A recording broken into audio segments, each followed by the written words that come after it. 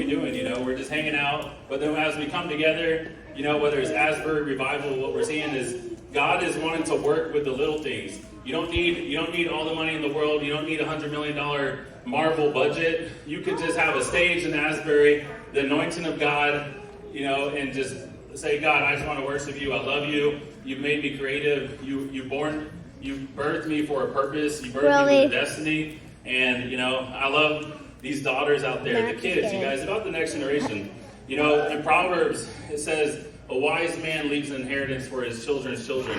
That's something, I've thought about recently as, my grandfather on my mom's side passed away a little bit after 9/11. He had 12 kids, then he had 2 more kids, and, there was really no inheritance for the 12 children. And, recently, my grandpa from South Africa, shout out to my dad from Johannesburg, South Africa, here right now in the front, him and my mom.